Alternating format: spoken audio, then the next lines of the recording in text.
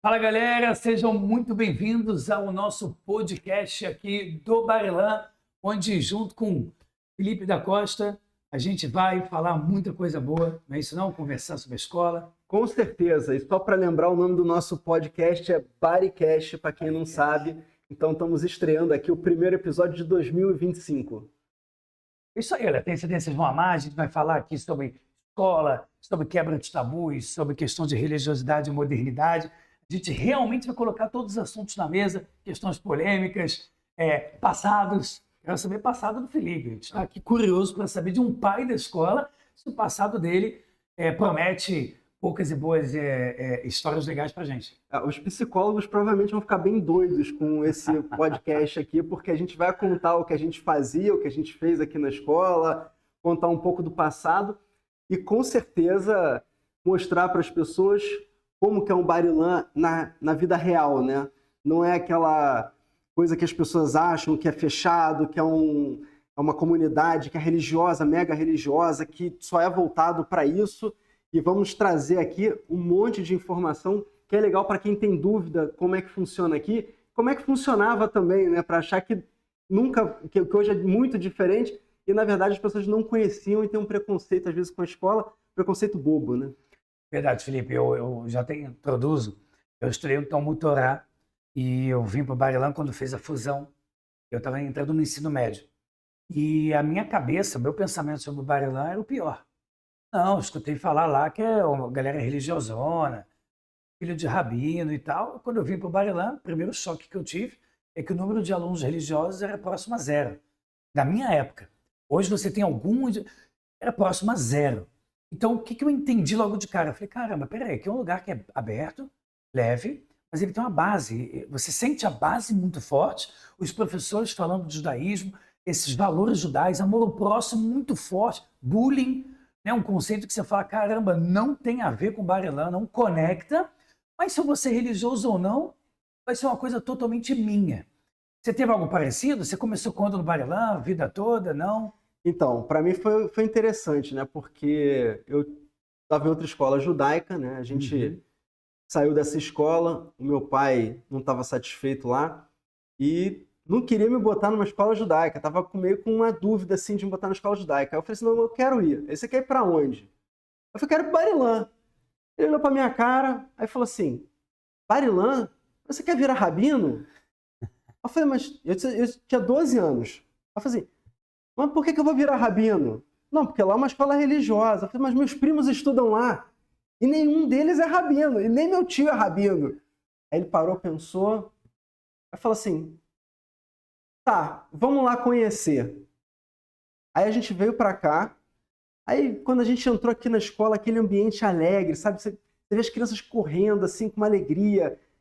Aí quando a gente foi recebido, quem recebeu a gente na época foi o Chico, né? Que o pessoal fala muito que o Chico era rígido, e era mesmo. Graças a ele, muitos alunos chegaram muito longe na vida por causa, talvez, da disciplina, né? Foi muito boa. E aí meu pai ficou encantado com a escola. Viu que não era aquele negócio de, é religião, pô, pra lá, pra cá, não. Era um negócio normal, como qualquer outra escola, só que tinha aquele diferencial do ensino de Torá. E isso é uma coisa que as pessoas não valorizam muito, talvez nos dias de hoje, talvez já há alguns anos, né? Mas o ensino de Torá é o que deixa, talvez, as crianças longe de um monte de porcaria que a gente vê hoje por aqui. Tá? Então, é porcaria na internet, é porcaria em tudo que é lugar, e a própria criança começa a ter o discernimento do que é bom para ela e o que não é.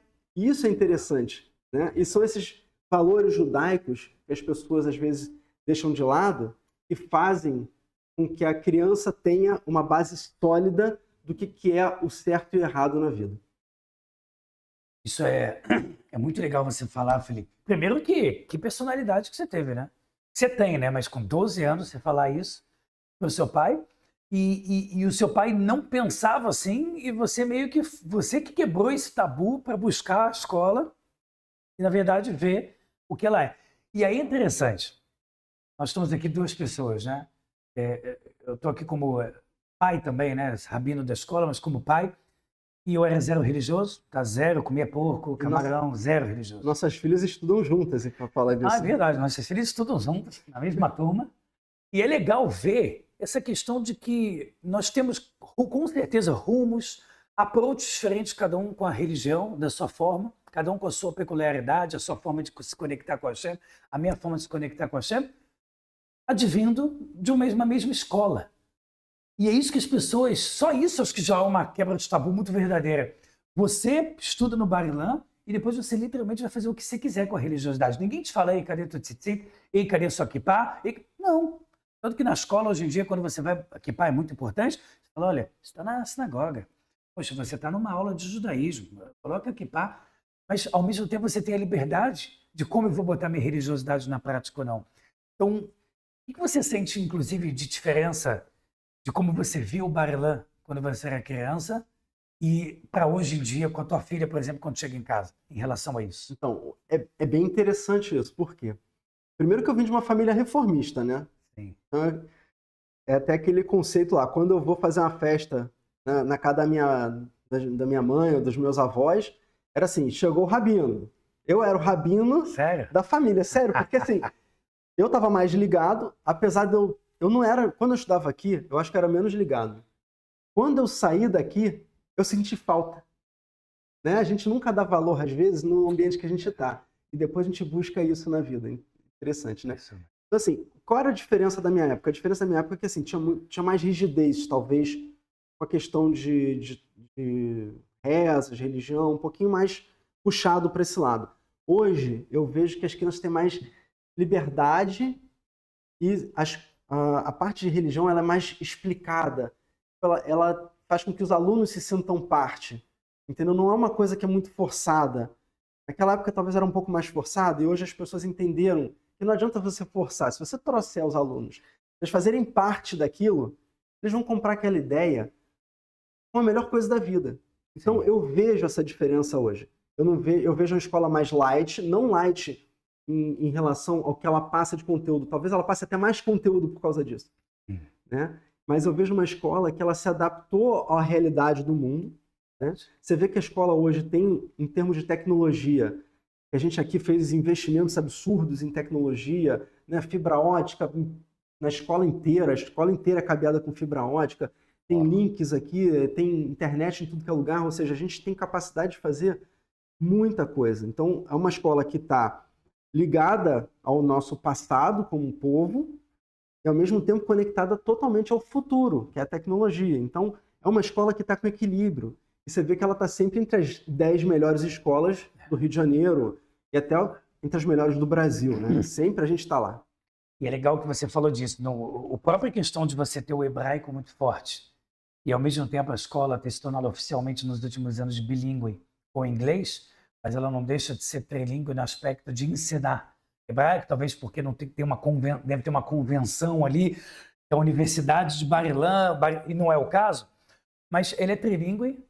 Ela tem hoje em dia uma equipe inteira bilíngue, tem que ser toda adaptada por questão de currículo, Sim. que inclusive não é fácil, porque tem muito professor de inglês, mas para a pessoa estar adaptada para ensinar como bilíngue é outro nível.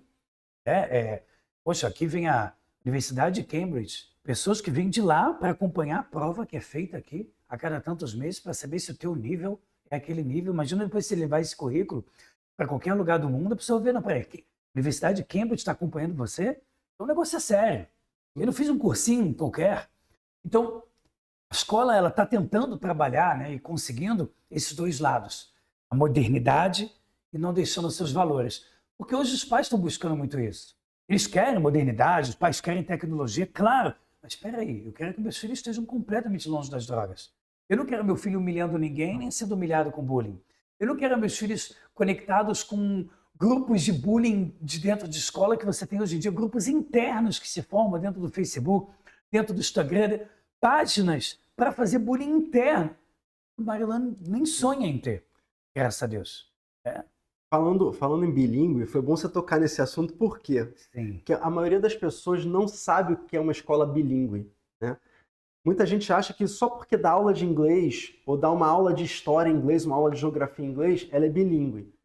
É bem diferente disso. Ou seja, aqui a gente tem um corpo técnico todo adaptado para o inglês. Ou seja, até tem funcionários que estão no suporte aqui, no back-office, e tem que falar inglês para se comunicar com as crianças. Então, a escola não dá só uma aula em inglês, né? Eles têm uma convivência em inglês.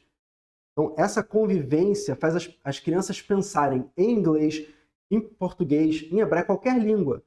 Como a nossa diretora aqui fala, elas dão um estalo e já estão mudando de idioma. Ou seja, é uma coisa natural. Não é algo que faz uma parceria com uma empresa que tem um livro em inglês e bota para dar aula em inglês, entendeu? Tem uma carga horária em inglês. Ou seja, até a comunicação dos alunos. Você vê que quando a gente faz as nossas festas aqui, a gente canta em hebraico, canta em inglês, canta em português, ou seja, a gente consegue fazer com que as crianças façam esse intercâmbio de idiomas com um clique. E a pronúncia das crianças não é igual a pronúncia de uma aula de inglês só. É uma aula de... As crianças passam a ter uma pronúncia mais acentuada no inglês. Existe um diferencial, não é um... Muito, Felipe. A minha filha menor, ela tem 6 anos, e ela estava no K5, né, no Kinder, e agora foi o primeiro ano do Fundamental 1. E ela está pegando essa coisa do bilíngue, que está avançando e pegando turma por turma da escola, inglês, mas assim, 100% inglês. E ela às vezes falar para mim uma expressão em inglês, e eu falar, mas caramba, dá um orgulho. Falar, como é que você aprendeu essa expressão e está colocando ela perfeitamente em inglês? Ah, porque a Morá disse, porque a Morá falou. E o que você falou, a ajudante também fala inglês. E eu, que é a Morabia, que é uma das principais coordenadoras aqui do inglês, eu falei para ela qual o nível de inglês que precisa para trabalhar com bilíngue. Ela falou, a gente exige um nível de fluência próximo a nativo. Quer dizer, próximo a nativo. Quer dizer, ninguém está brincando aqui, é um negócio que é muito alto nível. Então, quando o Barilan fala nos tornamos de bilíngue, estamos falando de um investimento milionário. Tanto que a escola fez parceria com bancos judaicos para falar, não, peraí, vamos fazer um investimento pesado para que lá na frente isso tenha um fruto muito grande. Então, tem tabus que ficam em nome do Barilan? Tem, mas as pessoas precisam ver que o Barilan não só mudou, ele já não era o que as pessoas achavam que era. E ainda consegue ir para esse nível de modernidade. Hoje, em habilidade múltipla, se fala, por exemplo, de educação financeira. Quer dizer, uma matéria de educação financeira, quase nenhuma escola trabalha de verdade de educação financeira. Não, e é importante, né? Porque assim, hoje se formam alunos para serem basicamente funcionários. Nada contra. Tá tudo bem. Cada um pode ser o que quiser, tem nada contra. Mas as escolas não estão formando empreendedores, executivos, entendeu? Elas estão formando muita gente preparada para executar ordens e trabalhar naquilo que elas foram designadas. Então, dessa forma, como você começa a ensinar empreendedorismo, habilidades múltiplas, coisas diferentes, você faz com que as crianças comecem a pensar por conta própria. E isso é muito importante. Por quê? Porque a criança vai decidir o que ela quer para o futuro e não a gente empurrar para ela um futuro pré-programado. Então, por exemplo, o MEC aqui, se você seguir a cartilha do MEC 100%, você vai programar para ser um funcionário público, para ser um funcionário de alguma empresa. E só, você não permite com que a criança possa desenvolver o que ela quer. Entendeu? Verdade. É como eu te falei, eu já fui funcionário de empresa, tenho a minha empresa hoje, então não tem nenhum problema ser funcionário. Zero problema. Só que eu tive a capacidade de decidir mais a dificuldade que eu tive de chegar até onde eu cheguei, porque não tinha talvez essa forma de pensar diferente, foi um pouco mais longa. Sim. Tá? Eu sempre fui meio empreendedor, eu sempre gostei de ter meu negócio próprio, de alavancar minha vida, de fazer minhas coisas. Então eu sempre corri atrás. Mas isso é uma coisa da personalidade também. Mas se você pega essa questão da personalidade e você potencializa ela como o Barilan tem feito hoje, isso aí na frente vai dar um resultado muito grande. Então a escola está investindo muito nisso para formar mentes pensantes, mentes que possam agregar valor, mesmo que a pessoa seja um funcionário de uma empresa, que ela seja um funcionário diferenciado, que ela seja um funcionário que agregue valor à empresa, que pense na empresa como parte dela. Né? Eu, quando trabalhei em empresa, eu sempre pensei, eu vou trabalhar na empresa como se fosse a minha empresa. Por quê? Porque eu não vou causar um prejuízo, eu não vou causar um dano, eu vou estar preocupado em estar melhorando com ela, ou seja, fazer com que ela gere mais lucro, porque se eu gerar mais lucro, eu posso crescer junto também. Então, são outras formas de pensar. e que a gente está trazendo também para a escola, que seja algo natural para os alunos, não que tenha um caminho longo para fazer. Felipe, não só concordo com você, como rabino não é a minha, né, não é a minha área principal, mas eu acho que a gente vê como a educação financeira hoje, eu vejo como ela é obrigatória. Na minha época, quando eu era pequeno, não tinha essa clareza tão grande. É como se fosse meio loucura tentar ensinar todo mundo a ser empreendedor, 20, 30 anos atrás. Hoje é loucura você não ter esse ensinamento. E você pega os livros mais básicos, os mais basicões de investimento financeiro. Pai Rico, Pai Pobre, O Segredo da Mente Milionária, os mais básicos, né? Que são estudados hoje em dia, esses best-sellers. Se você não tiver uma educação financeira, você vai ser engolido por um sistema onde você vai ser eternamente um funcionário, mesmo não querendo obrigatoriamente ser, que está tudo bem ser, mas contanto que você tenha escolhido, né? Sim. Mas não escolhido é triste. E normalmente essas pessoas, quando chegam a 40 anos, começam a se arrepender e falam, poxa, eu gostaria de ser o meu negócio, mas não tem ideia de como faz e tal, tal, tal. Então a educação financeira te dá basicamente a ferramenta na tua mão e te fala, vai e faz. Sim. Por exemplo, hoje em dia, quem não investe no mercado financeiro é louco. É louco. No mínimo ele é louco. Não importa como. Ah, como eu faço? Eu quero o mercado brasileiro, eu quero o mercado... Não sei. Mas se você não opera minimamente, se você não aprende o básico sobre investimento, você está todo dia perdendo dinheiro. Sim. Porque a gente vive num país inflacionário. E uma coisa interessante é que as crianças estão sendo o catalisador da mudança nas famílias. Então, por exemplo, ela vai ter um gasto consciente dentro de casa. Não é uma mente escassa. Né? Não, o pessoal confunde, às vezes, a educação financeira com a escassez. Ou seja, o cara vai virar um pão duro, mão de vaca. Não, a educação financeira é justamente saber gerir o dinheiro. Então, saber como gastar ele, no que gastar, o pedaço que você vai investir. Eu quando saí daqui da escola, eu não tinha a educação financeira. Talvez o meu pai também não tinha esse conceito de educação financeira. Ele sempre foi muito regrado com as finanças dele. Mas eu via meu pai mais como, por exemplo, um poupador do que um investidor. Entendeu? Não que ele não investisse, mas ele não tinha essa noção de investimentos. Por exemplo, bolsa. Se você pegar a geração do meu pai, fazer em bolsa de valores é cassino.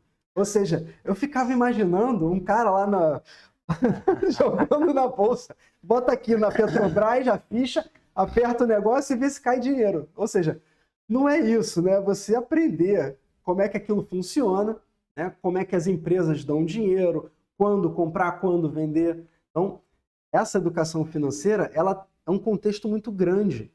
Né? A gente aprende desde o empreendedorismo, porque não adianta você aprender educação financeira se não tem dinheiro para você gerir. Então, essa é uma coisa que a gente bate muito aqui na escola, né? Tá começando a criar uma mente de empreendedorismo para poder a educação financeira entrar e aí ter tudo completo, um jogo completo onde as crianças vão poder mudar as famílias e já começar a prosperar já desde cedo. E aí, Felipe, se torna um orgulho, né? Porque as nossas crianças começam, como você falou, a remodelar como a própria casa age com dinheiro. E aí muitos pais vão ter insights. Por exemplo, em vez de teu filho toda hora te falar, compra, compra, compra, gasta, gasta, gasta, e aí eu vou, pai, ver se eu aceito comprar aquilo do meu filho ou não, olha que legal, eu começo a falar, peraí, você está aprendendo sobre educação financeira? Então, peraí, eu vou começar a te dar um dinheiro por mês, mas também tirando esse dinheiro, você não me pede nada. E você vai ter que começar a lidar com a própria frustração. De, por exemplo, eu queria comprar tal coisa, mas eu não tenho dinheiro ainda. Ou, se eu comprar isso, não vou ter dinheiro para aquilo. E agora? Como é que eu divido? Aprende a se frustrar um pouquinho. Bate um pouquinho a cabeça na parede. Eu pego um pouco mais pesado em casa, né? Uhum. Eu encho o saco da minha filha e falo o seguinte, ó, eu preciso de dinheiro. Eu falo, então você tem que desenvolver alguma coisa para você criar dinheiro. Porque não adianta, Legal. dinheiro, ele não vai... Não tem como aparecer do nada, né? Você tem que produzir alguma coisa para alguém, agregar valor para alguém, algo que gere valor, e esse valor alguém vai ver e vai pagar por ele. Você pode ensinar para alguém alguma coisa, você pode produzir algum produto, você pode vender no Mercado Livre, você pode fazer o que você quiser. Até vender bala no sinal você pode, não tem problema nenhum, desde que você aprenda a gerar valor para as pessoas e a gerar dinheiro. Então, isso é importante também. Muito legal, né? Muito legal. Claro, porque você vai estar ensinando não só a lidar com o dinheiro, mas é desde quando você gera o dinheiro. Sim. né? Gere o dinheiro desde o começo, desde o início. Isso é maravilhoso. Isso é maravilhoso. Isso a gente está vendo na nossa escola com força. E Com força. uma coisa interessante, né? A gente sempre usa os conceitos da Torá, tanto para ganhar dinheiro quanto para gerir o dinheiro também. Então, a gente sabe que a gente vai receber um pedaço, assim que você receber, você já separa para ajudar alguém, você separa para você uma parte para investir, e aquele resto você vai estar reservando para usar, para o que você precisa, para fazer alguma coisa. Então, assim, tudo isso está na Torá, a forma como a gente gera o dinheiro. Os livros, na verdade, eles só contam uma história, mas se você pegar o princípio que a gente passa aqui de Torá também para as crianças, tem isso implícito, né? Verdade. E as crianças começam a descobrir isso também, de uma certa forma. Elas vão conectando E muitas vezes até naturalmente, né, na vida dela. Por exemplo, você falou agora a questão da Torá, né? Você tem 2 vezes no Pirkei Avot, a Ética dos Pais, a famosa pergunta quem é o rico. E também você tem a famosa pergunta quem é o sábio. E aí tem 2 respostas para quem é o sábio. Ora está escrito aquele que aprende com todo mundo, que é a mais famosa, e tem uma que está escrito que é aquele que consegue enxergar o que vai acontecer lá na frente. Aroeta no lado, que vai conseguir ver o que vai nascer. E a Torá fala por quê aquele que vai conseguir ver o que vai acontecer. Porque a pessoa que é sábia, ele consegue ser melhor do que um profeta. O profeta ele só tem profecia quando Deus deixa, quando está em Israel, quando ele está alegre, quando ele sabe... A sabedoria não. A sabedoria é algo que se eu estou em Israel ou não, não importa. Se eu estou feliz ou triste, não importa. Se eu estou em Israel... Não importa, 1 milhão de condições. Eu tenho aquela sabedoria que eu conquistei para mim. Então eu vou conseguir botar lá na prática. Então, quem é aquele sábio? É aquele que já vai ver o que vai acontecer lá na frente e ele já programa tudo. Eu, por exemplo, vou receber um salário, é o que você falou, peraí, deixa eu tirar uma parte para tzedakah, deixa eu tirar uma parte que eu já vou investir, porque se eu deixar para o final do mês, eu não vou investir. Deixa eu já tirar uma parte do mês que eu sei que aquele dinheiro eu também vou gastar sem culpa, porque eu escolhi para mim e decidi. Tem muita inteligência emocional embutida. E tem espiritualidade embutida, porque tem ética e moral envolvida. Se eu vou pegar um esforço do dinheiro e eu vou usar ele de qualquer jeito, vem a Torá e te fala, isso é um pecado que você está fazendo. Porque Deus ele se importa com o teu dinheiro mais do que você se importa. Porque ele é fruto do teu esforço.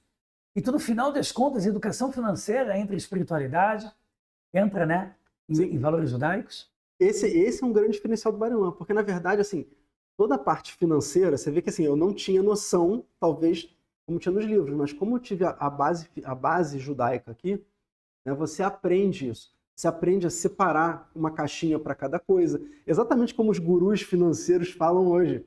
Ou seja, tá tudo lá, tá tudo lá. Só que os gurus trouxeram e formataram isso em livros, né? A gente pega isso e traz para as crianças, ou seja, a gente adianta esse ensinamento para as crianças. Então, é muito importante, até porque, por exemplo, como você mesmo falou, você ter essa visão de futuro é saber onde você vai investir, que vai dar mais frutos para você multiplicar o teu dinheiro que você conquistou. Então, por exemplo, se eu não vou jogar no cassino da bolsa, né? Mas eu vou comprar empresas boas, né? Que tenham um futuro. Eu estudei, eu analisei, eu sei que aquilo ali é bom, eu vou ter mais resultado do que alguém que está jogando realmente ali como se fosse um cassino. Então, tudo isso, você vê como é que é importante ter a base judaica, uma base judaica forte. Essa base judaica vai fazer com que você erre menos. Porque no futuro, assim, não importa, você vai ter erros e acertos. Mas a balança, o acerto tem que ser sempre mais do que o erro. É isso que garante a tua saúde financeira e o teu sucesso. Então, esse discernimento também é dado com os valores judaicos da Torá. Então, assim, uma escola judaica hoje que não tem ênfase em Torá, desculpa, mas essa escola está fadada a ser esquecida. Porque ela vai ser mais uma escola no meio de um monte. E a comunidade judaica, né, Felipe, ela já tem perdido muita força, né, no Rio de Janeiro ao longo das décadas. O pessoal fala em 50 mil judeus, hoje tem gente que fala em 20, tem gente que fala que não é bem assim, talvez é 10. Quer dizer, a queda da comunidade judaica é muito forte, a queda de valores ao longo das gerações, com tanta besteira na internet, com tanta música depravada, vai tirando a moral e a ética dos nossos filhos. Então se faz cada vez mais necessário, né? Sim, eu vejo muita gente falando assim, eu vou botar numa escola americana, porque a escola americana, meu filho vai ser isso, vai ser aquilo. Pô, Pô, a gente está entre as 10 melhores do Rio. A gente tem o bilíngue que tem o mesmo currículo de uma escola inglesa. Pô, por que vai tirar de uma escola que nem o Barilã para botar numa escola dessa? Não tem sentido. Se eu tenho que o judaísmo é importante para mim, né? E todos esses valores mundanos também são, o Barilã concentra isso. Então não preciso de uma outra escola. Eu estou na escola certa. Essa escola é a escola do futuro. Essa é uma escola que está preparada para atender essa demanda. E muita gente não conhece o Barilã a fundo. Então, assim, eu acho que as pessoas podiam visitar mais a escola. A escola está aberta à visitação. Só ligar para cá, entrar no site, tem o telefone lá, pega o telefone. Entendeu? Não tem por que não vir aqui conhecer. A gente reformou a escola inteira, né? A escola não é mais como era. Não, impressionante. Toda envidraçada, toda para frente, toda tecnológica, toda bonita. Isso é impressionante. Cheio de reforma. As pessoas normalmente elas têm uma tendência, né, Felipe? Não sei se você vai concordar comigo, mas eu acho que muitas pessoas têm o hábito ruim de, já que eu controlo a minha vida no meu fracasso ou no meu caos, ou mesmo em coisas que eu não gosto, mas eu estou no ambiente controlado, eu prefiro isso do que arriscar para algo novo. Porque se eu estou controlando o meu caos, pelo menos eu estou vivo. Mas se eu mudar, vai que o mundo explode, o mundo acaba. Então, isso tem um pouco do orgulho do ser humano, né? De achar que se ele fizer pequenas mudanças na vida dele, ele é tão importante, ele é tão central no mundo que o mundo vai acabar. E às vezes ele deixa de fazer mudanças. Muito pai está infeliz com seus filhos na escola, mas ele não tem coragem de tentar o novo, ele não tem coragem nem de olhar. Como você falou, marcar para olhar não vai acontecer nada com você. Vai entrar na escola, vai conhecer, vai ver as crianças brincando, você vai ver uma das coisas mais lindas que o Barilla tem, pessoas de séries totalmente distintas, amigos. A pessoa do 6º ano com a pessoa do 8º ano, amigos. Então vamos sair para tomar um açaí. Como assim? Sempre foi assim. Quando eu estudei aqui, Isso, né? estudei foi em 89 que eu vim para cá. Com 12 anos mais ou menos. Então, já falei minha idade, aí já era. Então assim, eu vim para cá, cara, só para você ter ideia, eu estava no ginásio, eu me dava com o pessoal do 2º grau. E ninguém tava nem aí. O pessoal às vezes me zoava, era brincadeira, não sei o que. Não era esse negócio de bullying, não era, é brincadeira mesmo. E, pô, eu me dava bem com todo mundo. Eu era engraçado porque, assim, eu tinha um amigo meu que eu morava em Laranjeiras. E tinha um amigo do 2º grau que morava em Laranjeiras também. Cara, eu ia pra casa dele, ele ia pra minha casa, a gente ficava jogando jogo de computador nessa época. Ou seja, as idades, assim, diferentes, tinha diferença. Para quando você é novo, essas idades fazem muita diferença. Muito. E, pô, não tinha essa frescura. Pô, eu ia pra casa do cara, pô, o cara veio na minha casa, a gente jogava F-15, que era um jogo de simulador de voo. Era uma barata, a gente ficava horas jogando isso aí. SimCity, era um jogo de administração. Pô, a gente ficava horas, hackeava jogo. Era barato. Então, assim, não tinha esse negócio de, o cara só fala com ele porque ele é mais velho, ou o outro só fala com o outro que é mais novo, não sei o quê. Não tinha essas tribos separadas por idade, né? É óbvio que, assim, você vai ter sempre aqueles grupinhos, você tem até por afinidade. Muita gente, né, que está ouvindo esse podcast, sabe que na escola onde ele estudou, na maioria das escolas, a pessoa olhava alguém que estava de uma série acima como um semideus. Ele é incrível, ele é um ano mais que você, mas ele chegou num nível que ainda é inatingível para mim. E o cara que é um ano a menos que você, ele não é ninguém. A maior parte das pessoas viveu numa escola assim. E aí você viver numa escola onde como você falou, todo mundo junto, aí você vai na minha casa, vem na sua. E é bizarro, porque é exatamente assim, desse jeito. E uma outra coisa também, eu estudei numa escola judaica antes daqui do Barilã, e tinha muita questão de classe social, né? Eu via muito isso. Eu via muita criança sendo isolada porque não tinha condição financeira, aí eu tinha um grupinho ali dos que tinham condição financeira mais elevada. Então, era uma coisa estranha. Aqui, essa questão financeira, eu não vejo no Barilã como um limitador de ambiente. Então, por exemplo, você tem o filho de alguém que tem muito dinheiro com o filho de alguém que às vezes não tem a condição financeira. Isso é ótimo. Por quê? Porque você faz com que a escola junte todas essas crianças e que as crianças, às vezes, que não têm a condição financeira talvez tão próspera, possa ter acesso a uma família mais próspera e possa ter como crescer. Porque o network, que é importante, começa com as crianças também. Então, as crianças começam a ter acesso que elas não teriam. E isso faz com que você puxe o pessoal que está mais embaixo para um nível mais alto. Isso é ótimo. E não ao contrário, não acontece ao contrário. Você não puxa as pessoas que estão lá em cima para baixo. Isso nunca aconteceu, eu nunca vi. Entendeu? Eu só vejo o contrário. Por quê? Porque, assim, você vê que muitas famílias têm aquele negócio, né? Muita gente tem, às vezes, o preconceito com dinheiro. O dinheiro não traz felicidade. Quantas vezes você já ouviu isso? Né? Então, como é que você pode gostar dessa relação com o dinheiro, por exemplo, se você já tem esse preconceito? Então, isso começa a acabar. E você vê que essa relação com o dinheiro, ela não fica restrita. Então, você traz prosperidade para quem está embaixo. Isso é importantíssimo, principalmente para as crianças. Né? Eu vi muitas crianças que cresceram com dificuldade e se superaram.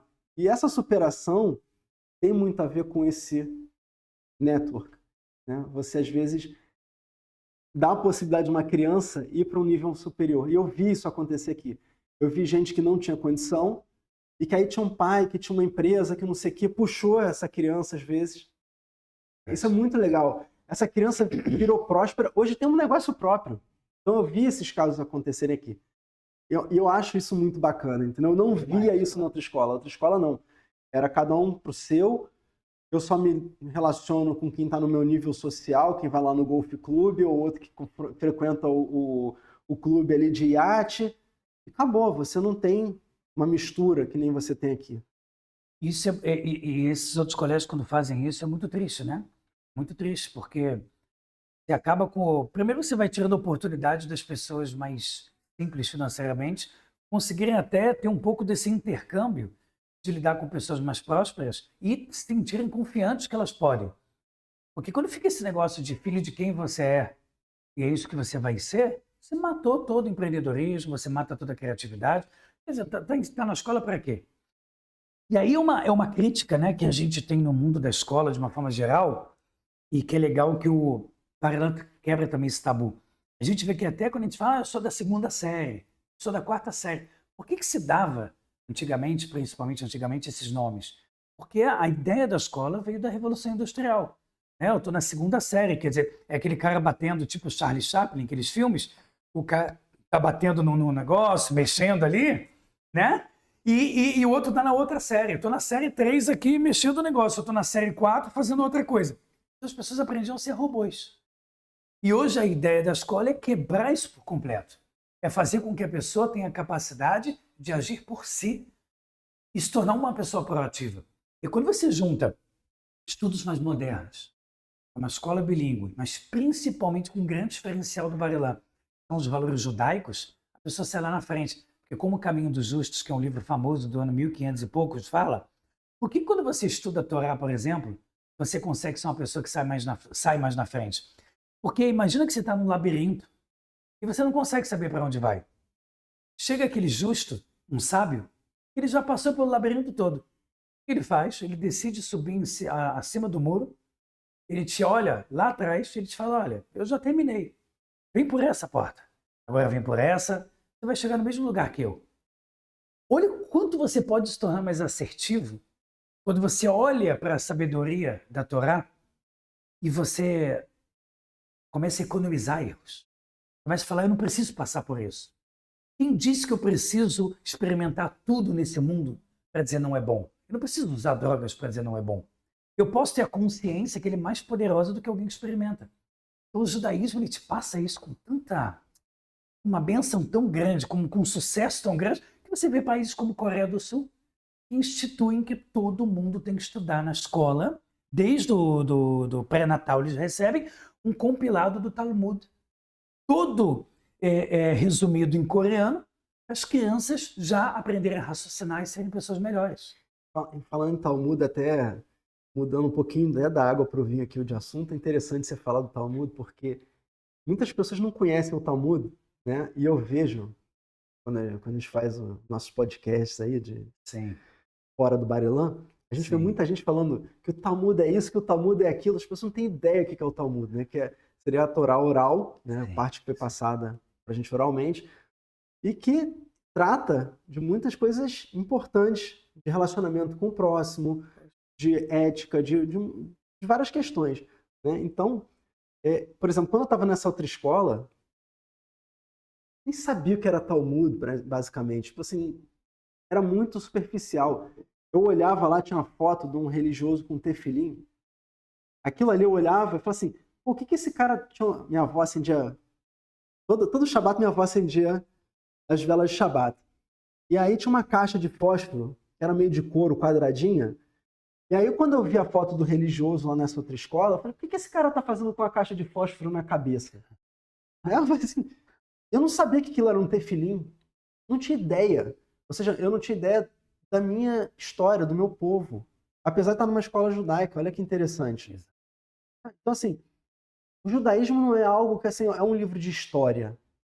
Não é só um livro de história. A Torá não é um livro de história. O Talmud não é um livro de história. Ele tem a história do nosso povo e, ao mesmo tempo, a gente aprende com o passado como viver o presente. Né? As pessoas não sabem viver o presente porque não conhecem o seu passado. Então a gente estuda o passado para aplicar ele no presente. Por quê? Porque a gente aprende, como você falou, do labirinto. A vida é um labirinto. Então a gente olha por cima daquilo ali que o nosso povo já passou. E a gente aprende com isso aí. É importantíssimo. Então a Torá, ela é importante por causa disso. Ela é o nosso guia, o nosso caminho. Então eu não preciso ser mega religioso para estudar a Torá. Esse é um ponto importante. Sim. A gente não está falando aqui agora de religiosidade.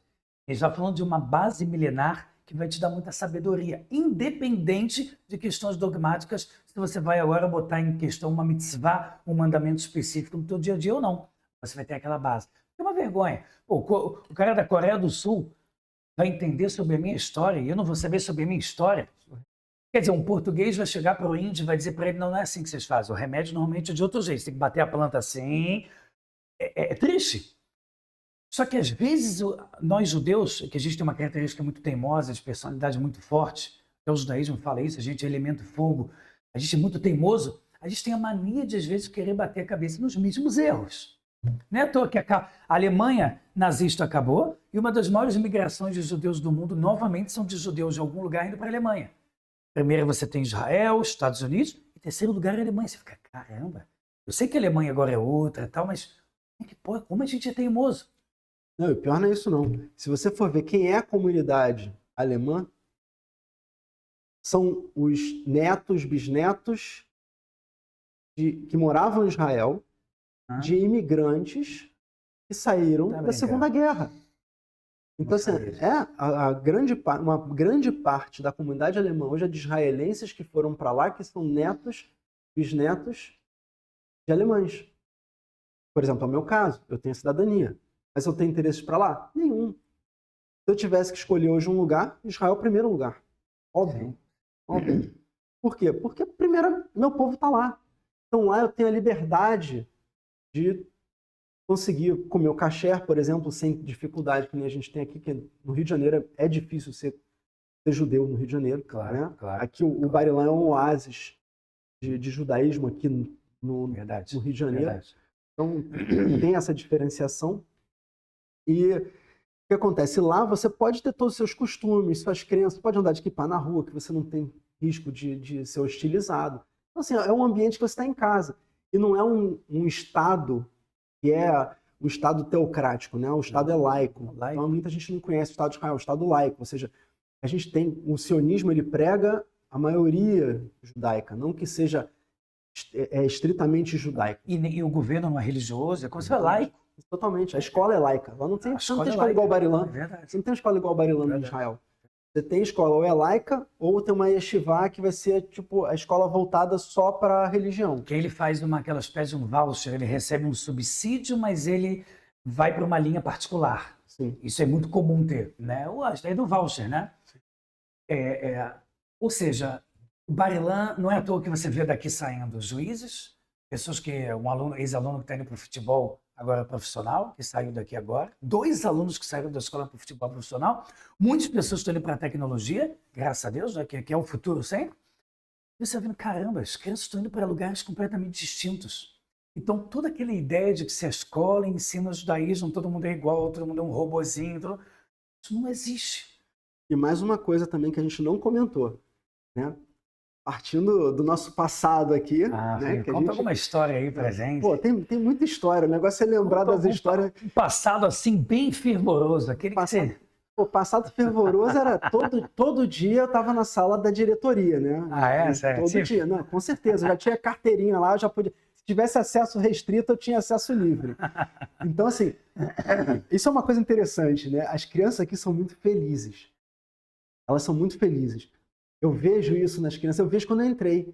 Quando eu entrei aqui, né, na outra escola que eu estudava, você tinha que estar todo arrumado, né? Assim, você tinha que estar com mochila da marca X, você tinha que estar com tênis da marca Y. Aí eu chego aqui, eu olho pro tênis do amigo meu com silver tape. Eu falo assim, cara, que legal. Tipo assim, as pessoas não têm esses valores, né, de algo material tão enraizado. É óbvio que as crianças, cada uma tem o que quer. Por exemplo, tem criança que tem mochila X, tem criança que tem mochila Y, e tá tudo bem. A criança não é hostilizada por causa disso, nem é deixada de lado. E isso era uma coisa que eu via na outra escola, e muito. Aí eu chegava aqui e falava assim, pô, cara, eu tô em casa.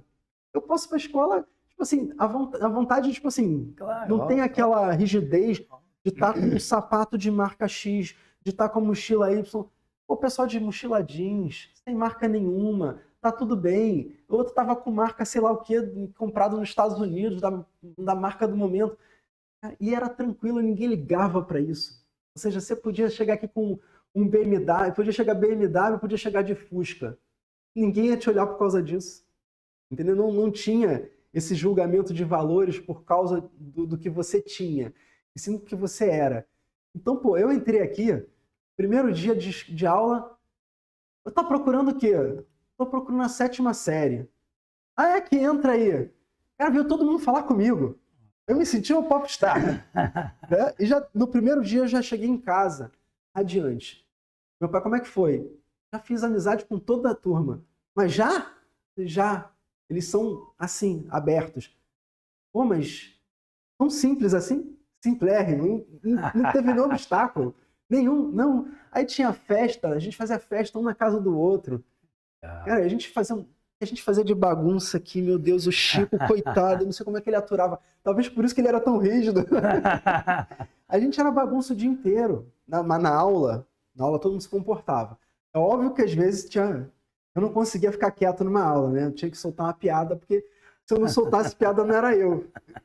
Uma vez o meu pai até estava na outra escola, aí ele pergunta assim para mim, por que você faz tanta bagunça na aula? Eu falei, porque eu gosto de fazer as pessoas rirem. Aí ele olhou, tá falando sério? Eu tô. Mas você não quer ser bobo da corte? Eu falei, não tem problema, eu gosto de fazer as pessoas rirem. Eu era pequeno quando eu falei isso. Né? Assim, personalidade. Mas é de cada um, só que aqui você consegue ter o teu melhor. Você consegue soltar a tua personalidade. E ela consegue com disciplina, claro. Você tem que saber o teu ser livre dentro do mínimo das regras que precisa ser feito. Felipe, eu estou há 2 anos e meio aqui no Bar-Ilan, como rabino da escola e voltei, né? Eu fiquei 16 anos em Israel e estou voltando para a escola onde eu cresci. E se tem um padrão, você fala, Eliel, o que você percebe de pais que vêm conhecer a escola e botam seus filhos na escola? Todos, unânime, os pais chegarem para mim depois e falar, rabino, estou em choque, meu filho já está totalmente enturmado na primeira semana. E está amigo de todo mundo. E isso se mantém. Você vê, o meu foi há quantos anos atrás? Estamos falando de 30 e poucos anos. Exatamente o que você está falando agora.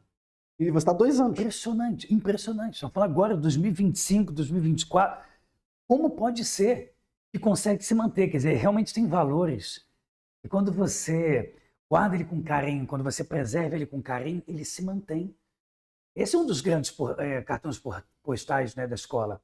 Nós temos valores muito profundos e enraizados. E o teu filho vai ter para sempre. E que na hora de que alguém falar, experimenta isso aqui, experimenta uma droga, experimenta não sei o quê, o teu filho vai ter uma base tão forte, ele vai saber exatamente dizer, não, isso eu não quero para minha vida, isso eu quero.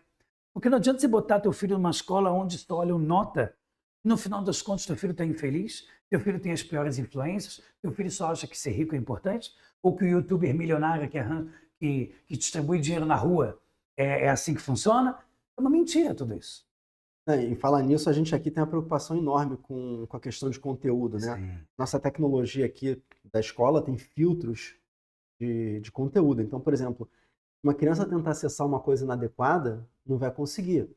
É óbvio que estou falando com a internet dela, mas com a internet da escola, os nossos equipamentos, tem filtros bem pesados, né? Porque a gente se preocupa com o que as crianças estão acessando. Elas não precisam acessar porcaria, não precisam acessar coisas que vão adiantar a idade delas. Então, por exemplo, a minha filha está na idade dela certinha. Eu não quero que ela fique além do que ela precisa. Entendeu? As crianças vão descobrindo a cada idade no seu tempo. Isso é uma coisa muito diferente no Barilã. Então você fala assim, pô, as crianças do Barilã são mais bobinhas. Tá. Se elas são mais bobinhas, como é que elas saem e ficam adultos bem espertos? Elas estão amadurecendo no tempo certo. É uma coisa que eu não vejo em outras escolas hoje. Eu vejo essas questões de idade sendo avançadas. Ou seja, a sexualização, né, de crianças sem necessidade. Achar a ideia de dançar música de baile funk, achar fofinho. Não, minha filha, por exemplo, rede social esquece. Não tem em casa, acabou. A hora que ela tiver idade para ter rede social, que ela precise disso para alguma coisa, tá tudo certo. Mas fora isso... Isso é uma questão de valores, não é questão de religiosidade. O Cristiano Ronaldo não deixa o filho ter rede social. Sim. O cara que desenvolveu o TikTok falou numa entrevista que ele não deixa o filho dele ter TikTok. Ele sabe o que ele criou. Claro. Ele sabe o que ele criou. Aquilo é feito para aprender as pessoas. O que acontece? Aquilo ali nem é questão do conteúdo em si. É questão do tempo que você gasta naquela plataforma e que você poderia estar fazendo uma coisa útil. Então, por exemplo, a criança poderia estar estudando, mas ela está presa naquilo ali. E aquilo ali gera dopamina. E você fica preso o tempo inteiro. Né? É como se fosse uma droga. Tem o mesmo efeito no cérebro de uma droga. A criança fica presa naquilo e não consegue se concentrar nos estudos. Então, é perigoso hoje em dia você liberar qualquer coisa para as crianças.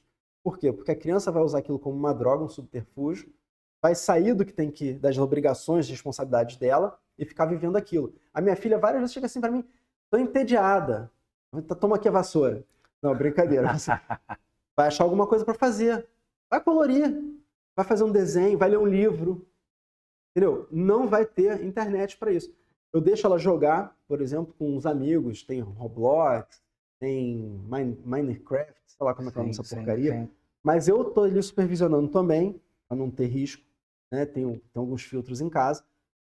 Mas não é algo que me agrade que fique ali o dia inteiro. É óbvio que ela tem que aprender tecnologia, porque o mundo hoje é esse. Com certeza. Então não adianta a gente ser hipócrita, falar assim, não, eu tenho que cortar a tecnologia das crianças. De forma alguma. A gente aqui na escola não deixa as crianças ficarem no telefone no horário letivo. Isso é uma coisa importante. Mas ao mesmo tempo ele tem um Chromebook.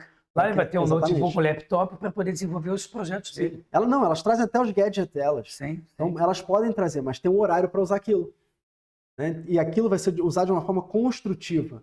E não perder tempo em rede social. É o que eu falo. A gente tem que ensinar as crianças hoje com empreendedorismo a serem produtores de conteúdo e não consumidores de conteúdo. Né? Elas têm que aprender a produzir. Por quê? Quando ela produz, o que ela está fazendo também? Ela está ensinando para alguém alguma coisa. Então ela está pegando o conhecimento que ela teve aqui na escola e passando para o próximo. Que é algo que a gente aprende no judaísmo. É muito importante. Você aprende a estudar e passar o conteúdo para frente. Né? Então, inclusive, acho que é o lema do Kollel. Estudar e transmitir. O modo Lelameda, né? Exatamente. Estudar para ensinar. Exatamente. Então, a gente chegou até aqui como um dos povos mais cultos hoje, porque a gente tem esse conceito desde o princípio. A gente tem que aprender até o Bar Mitzvah a ler. Então, o judeu é culto por causa disso. Ele tem que aprender a ler, tem que aprender a ler a Torá. Então, desde criança a gente aprende, a gente é educado, a gente é alfabetizado e aprende a pensar diferente. É isso que faz a gente ter a prosperidade, faz a gente ser diferenciado, contribuir para o mundo. Você vê que a maior parte dos prêmios Nobel são de judeus. Uma grande parte. Impressionante. Você vê como nós somos o menor povo, eu acho que somos um dos menores do mundo. Do mundo. E com a maior quantidade de prêmios Nobel. Nós somos menos de 0,2, nem arredonda 0,2, e 20 a 30% dos prêmios Nobel anualmente são dos judeus. Isso matematicamente não faz sentido. Por quê? Porque a gente tem esses valores de contribuir com o próximo. Então, se você pegar o que a gente contribuiu para a ciência, para a tecnologia, para a medicina, nós somos o povo que mais contribui para o desenvolvimento tecnológico de todas essas áreas. Quando a gente fala de tecnologia, não existe só tecnologia, não é só internet, telefonia, computador. Tecnologia é tudo. Então, por exemplo, a forma de abrir uma garrafa é tecnologia. Tudo isso é tecnologia. Então, o judeu contribui muito com tecnologia para o mundo. E esses prêmios Nobel foram contribuições que a gente deu ao mundo e vão ficar para sempre. São descobertas que Deus deixou aqui para a gente descobrir, a gente descobriu e disponibilizou para o mundo. Ou seja, compartilhamos com o mundo. Exato. E não é porque você nasceu judeu que você tem esse mérito. É porque você aprendeu algo com o judaísmo, né? É porque você realmente conquistou aquela sabedoria. Não é à toa que você está falando de ensinar, estudar e ensinar. Existem os 4 níveis de usabilidade da espiritualidade. Que é lilmod, lelamed, lishmor velasot. Eu aprendo, eu ensino, eu guardo, que é interiorizar até se tornar natural para mim, e eu também faço. Porque você tem médico que fuma e fica te dizendo não fuma. Você tem médico obeso dizendo para você cuidado com carboidrato. Então é muita hipocrisia. E no judaísmo você fala, pô, não faz sentido algum fazer isso. Eu não posso falar para o cara, você tem que dar tzedakah, você tem que dar mais caridade, não estou vendo você ajudando. Não, peraí. Até eu falar isso para alguém, eu tenho que ver se eu separei o meu maaser, se eu estou dando tzedakah, estou ajudando o próximo. Então não adianta só ter nascido judeu. Você tem que exercer esse judaísmo e guardar ele, interiorizar para o resto da tua vida. A gente pode até fazer depois um podcast sobre prosperidade judaica, porque muita gente tem curiosidade sobre isso. E está tudo ali. O nosso conhecimento já diz como é que está a prosperidade, né? Ela dá o beabá da prosperidade. E não é um caminho que você pega e estala o dedo. É um caminho que você vai trilhar. Não é um caminho... As pessoas acham que tem a fórmula mágica da prosperidade, que você vai pegar a cabala judaica, vai estudar ela e virar o bambambam da prosperidade. Né? Existe, acho que é uma plaquinha. Pega uma plaquinha com o nome de Deus e acabou. Não, bota aqui, virei judeu, pronto, tô próspero. Não é assim. Então a gente vê que tem muita gente que, tanto no judaísmo, qualquer religião, que está próspera e tem gente que não está próspera. Com certeza. Né? A prosperidade é um caminho a se trilhar, não é algo que você constrói, tipo assim, você criou e acabou. Não existe. Você constrói, é um caminho que vai do zero até o infinito. Mas tem que começar. Muito legal, muito legal. Olha quantas coisas a gente falou assim num podcast. Realmente, como você falou a palavra, um overview. A gente está vários gatilhos interessantes sobre o que é o mínimo de Bar-Ilan para a gente colocar no primeiro podcast, né? Mas com certeza dá para falar em outros podcasts, prosperidade judaica, se aprofundar em projetos específicos de tecnologia da escola, projetos que são feitos aqui de hesed, de bondade. Dá para falar de muita coisa. Com certeza. Eu acho que a gente tem que começar a trazer para a comunidade toda, né, tá entendendo o que é o Bar-Ilan, até para a comunidade fora do Bar-Ilan também está entendendo o judaísmo, entendendo a nossa cultura. Eu acho muito bacana isso. Inclusive o trabalho que a gente faz nas redes sociais nossas, sim, é justamente para isso. É para a gente aproximar o judaísmo da comunidade maior, para as pessoas não terem o preconceito com o judeu, porque às vezes a pessoa tem um preconceito também por não conhecer o judaísmo. Né? Não conhecer o que é um judeu. As pessoas criam, às vezes, preconceitos também porque não tem contato com a gente. Então, essa forma que a gente está fazendo de trazer informação, de trazer essa cultura, as pessoas passam a ter mais admiração do que o preconceito, porque elas veem que a gente é um ser humano como qualquer outro. Né? Muita gente acha que a gente se diz povo escolhido porque nós somos especiais, e, na verdade, a gente não é escolhido para ser especial, a gente é escolhido para guardar os valores da Torá, né? Guardar a Torá. Então a gente está aqui para compartilhar esses valores, nós somos os guardiões desses valores e trazemos eles para compartilhamento, né? Do público em geral. Então essa é a verdadeira escolha que a gente recebeu. Né? E em relação a isso, a gente também tem obrigações, né? Que as pessoas acham que a gente só foi escolhido, toma aí, guarda que o filho é teu, mas a gente recebeu um monte de obrigações que são importantíssimas, inclusive como a gente convive com o ser humano, e sendo judeu ou não, com o próximo, e que a gente tem obrigação com o mundo. Né? E a gente acha que vai conseguir trazer isso para cá. Com certeza, Felipe, com certeza. Não vai faltar oportunidade e não vai faltar tema. Com certeza. Né? São só 3.300 anos de assunto de judaísmo para a gente poder colocar aqui. Com certeza, assunto é o que não vai faltar. E temos que trazer nossas histórias também de histórias pessoais. De escola, com certeza. Para a gente passar um pouco de vergonha aqui. Pessoal, muito obrigado. A gente agradece muito, foi sensacional. Aproveito para você comentar aqui quais foram os pontos que você mais gostou, o que você gostaria que a gente falasse no próximo episódio. Aproveito para curtir esse vídeo, compartilhar com seus amigos, fazer esse conhecimento fluir para que o que você está aprendendo aqui, outras pessoas também, né, tenham oportunidade. Importante também, se inscreve no canal e ativa o sininho para você receber os próximos capítulos do nosso Bodycast. Então, se você não apertar o sininho, o YouTube não vai te entregar. Então tem que se inscrever e clicar no sininho. O sininho tem que ficar cheio. Aí você vai receber os novos capítulos e mais para frente a gente vem com novidades aí para vocês. É isso aí, galera. Tudo de bom e até o próximo podcast. É isso aí. Valeu.